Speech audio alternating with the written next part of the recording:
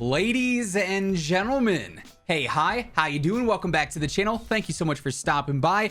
Obviously, with Season 3 Reloaded, we saw an absolutely absurd amount of weapon tuning, right? There were almost 50 different weapon changes included in the Season 3 Reloaded update, so naturally, quite a few things have changed in the general Warzone meta, and today, we're breaking down the new best weapons and what the general meta looks like after this patch, going over the top meta weapons, what's competitive, what's viable, what's not worth using, and everything in between. As we break it all down, if you enjoy the video at any point, let me know by dropping a like on it. And if you're new here or if you have not already subscribed, every day I got you covered with all things going on in COD, so feel free to hit that sub button and turn on those post notifications. So here we are on my custom tier list of all the weapons in the game. If you've been watching the videos for quite some time, this is a very familiar list to you. First things first, we got to rank the H4 Blixen, our new SMG. I think it's pretty easy to rank this one just as a competitive sub option. It's pretty solid, especially for sniper support. It's pretty good, got decent mobility. It honestly hits pretty hard. I don't think it necessarily competes with some of these top SMGs, but it's not bad by any means, so competitive seems like an appropriate place for that. But now on the side, I've got a very lengthy list of all the weapons that were adjusted in this update, starting first with the Cold War AK, which had a slight nerf to the damage multiplier on it. And honestly, between the control, between its previous nerfs, the AK to me just doesn't scream I'm a phenomenal AR anymore. And I think it honestly does drop down into the competitive category. Like, I'm still would probably take it over things like the Itra Burst, the Volk, so on and so forth, but at the same time, I wouldn't be taking it over something like the Vargo or maybe some other long-range guns that are going to be in this top meta list by the end of the video, so I do think that one drops down. The AS-44 actually got a buff to its recoil and its velocity. I still think it is a top meta choice for a handful of reasons, primarily for the close range build that has the best TTK in the entire game, but also now for medium range, it works very well, even for some long range fights. If you can get past that control, it's going to be a really solid option that hits very hard and has a great TTK. The bar also got buffed. It has better capacity all around. I do think that stays in top meta as well. Also staying in top meta, the Cooper Carbine now has better velocity, so it's going to be even better for long range and even better for mid range, where it's primarily used as sniper support, so no changes there. Now the C58 got a nerf to the neck multiplier, which was one of its better multipliers. The headshot multiplier is still insane. Again though, its recoil is looking a little bit iffy, and I think for that reason as well, just like with the AK, it drops down more into competitive. I still think it's a great choice, but I'm just saying, I think I would go for some other rifles instead. Maybe the QBZ, maybe the Vargo. I just don't think it should be in the same place if I'm clearly going to be choosing something over the other, right? Now this one makes me sad. The Amax. Where's the Amax at? Here it is.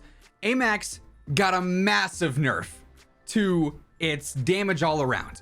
Why?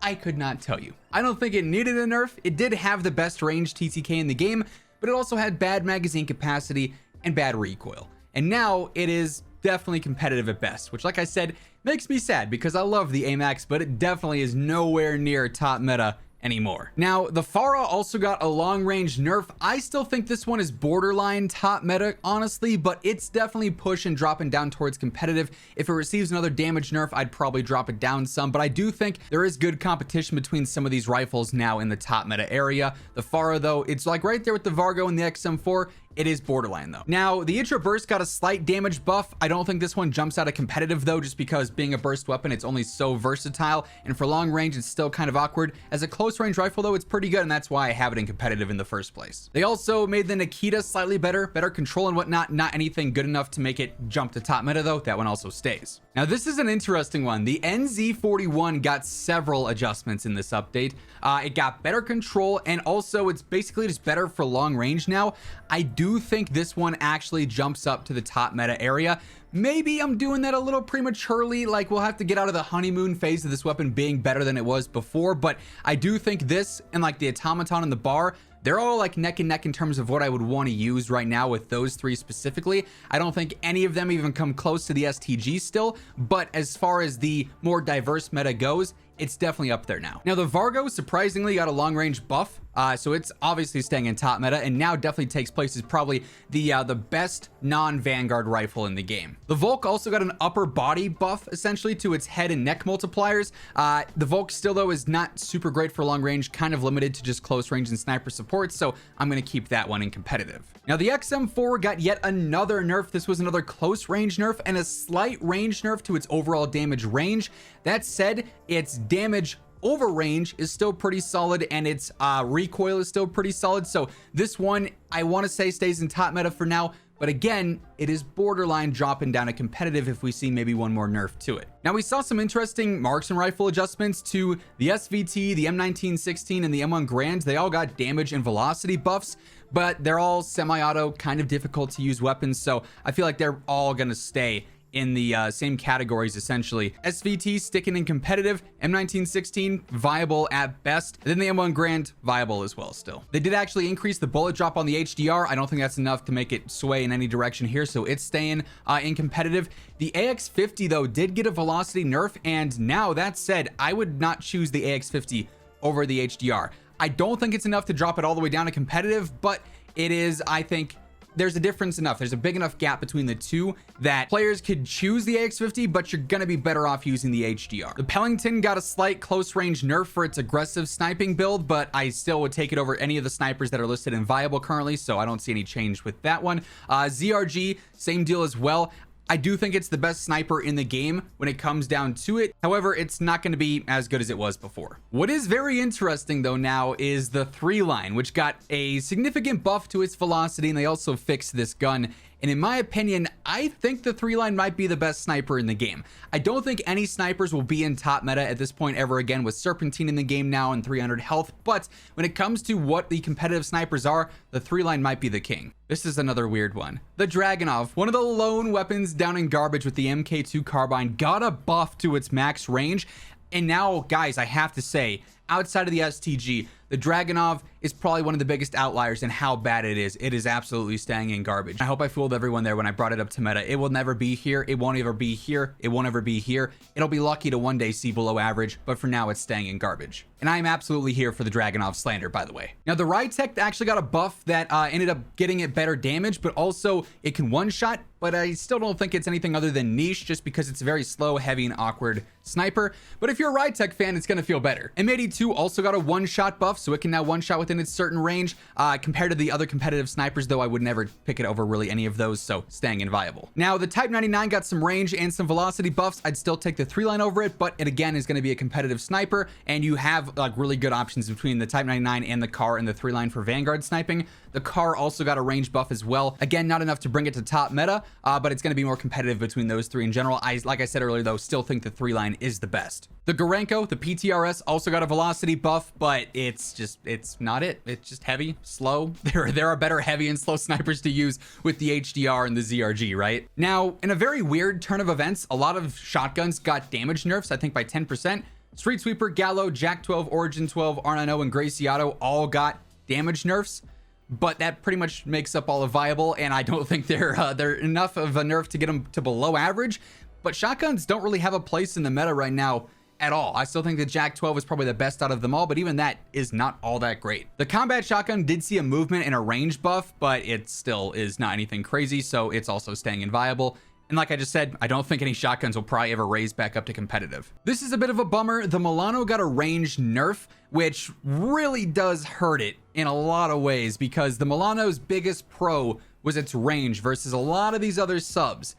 So I'm going to keep it in competitive because it is still great for movement, great for control, and decent for sniper support, but it is now borderline moving down to viable. MP7 is right there with it now, CX9 as well. Some other SMGs for sniper support purposes are now a lot more competitive with the Milano, where it previously was the absolute best choice. This is a pretty drastic one too. The Lapa, the best non-Vanguard sub, got some significant damage nerfs. It's dropping down to competitive for sure. That kills all of its chances of staying in top meta. The close range nerfs, the mid range nerfs, everything about it got a pretty large reduction, which is unfortunate to see. OTS also got a close range nerf, and I don't really see a reason to keep it in top meta any longer when you have these other subs from Vanguard that are absolutely going to fry it now, because it's not going to be able to hit as hard as it was before. The Armaguerra actually got better control. There's been a lot of talk about this one recently. I just don't think it's a good enough sub to compete versus the Sten, the Wellgun, the MP40, even the nerfed Owen gun, which we'll get to in a moment.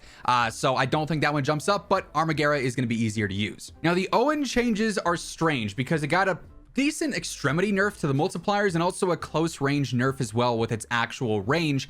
But I feel like I think the Granco 72 also got a slight nerf as well. But the no barrel build with the Kurz 60 round drums and recoil booster that has the phenomenal TTK, one of the best in the game, didn't really suffer too much here outside of that slight range nerf. So I think the Owen still stays up top, but clearly, as we all know, the Owen was the go-to sub prior to this update. I think it's a lot closer now between the Type 100, the MP40, the well gun. So a well worth it nerf, in my opinion, that makes things a lot more competitive. Another strange one, the MW AUG got a nerf to its 5.56 ammo conversions that make it way weaker than before. That, to me, drops it down into competitive. The 9mm is great for it, but the magazine's just not enough to be a top meta weapon. So, to me, that nerf to the 60 round 5.56 basically just moves it entirely in and of itself. But because all the 5.56 options were nerfed in general, it just is not going to be what it once was. Now, the well gun got a slight fire rate nerf, but it's still super versatile. The shrouded barrel is great on it still. Rapid barrel, despite the nerf to the fire rate, is still really good as well. So that one's staying top meta. Surprisingly enough, the UGR actually got a magazine capacity increase, just up to 40 though, and it's definitely close to being a top meta option. Obviously the MP40 main build has like 45 rounds, Wellgun has 40 rounds, so it's right there with those. But am I choosing it over one of those? At the current moment, no. Maybe one more buff to the UGR, it's top meta. It's very close and definitely one of the better options in competitive. We did see some pistol changes, surprisingly enough. The 1911 got a range buff, not gonna make it anything that crazy though, so that's not moving.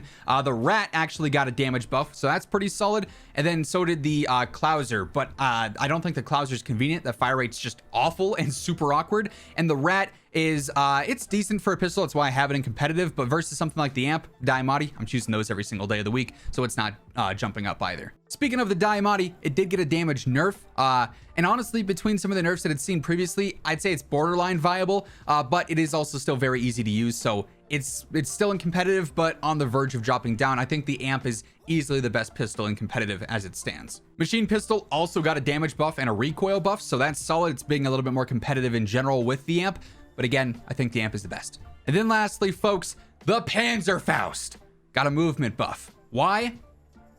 Could not tell you, but it got one. Is it now a non-niche launcher? No, not at all. So that's that. So when it comes to the general meta, obviously, there's a big momentum shift with Vanguard guns now in the top meta. The Bruin and the PKM still phenomenal for range. Vargo is now a top choice. QBZ, because it did not get touched where a lot of these other Cold War rifles got nerfs, especially to range, now easily a top choice. XM4 borderline, Pharah borderline. But outside of that, I mean, the STG, easily the best gun in the game right now. Either build 60 or 50, it's gonna fry. The bar got better. The Automaton is still super consistent. And close range, I mean, these Vanguard subs are all great still. Sten didn't get nerfed, PPSH didn't get nerfed, MP40 didn't get nerfed, Type 100 didn't get nerfed. So, I mean, it's super competitive for close range. Long range, though, is basically just the STG. Then, if we see any changes there, Vargo, Bruin, PKM, QBZ, XM4, Pharah, right behind that. Generally competitive, though. I mean, you can get away with using anything in competitive here, and you'll be able to do well if you're a decent player. Certain things in this update, though, do confuse me. Specifically, the Amax nerf being so drastic. It does disappoint me a bit that so many Vanguard guns are so good, where we have a ton of old MW. The Striker. When is the Striker ever been buffed? The P90. A lot of these old MW and Cold War guns that are just kind of obsolete at this point, honestly. But that said, that is the current meta in Warzone. That's the new meta update after the Season 3 Reloaded patch, and that's going to wrap things up for today. Hopefully you enjoyed. If you did, let me know by dropping a like on it. And if you're new here or if you have not already subscribed, every day I got you covered with all things going on in COD, so feel free to hit that sub button and turn on those post notifications. But once again, thank you so much for tuning in, and until next time, take it easy, have an awesome rest of your day, and I'll catch you guys later. Peace out.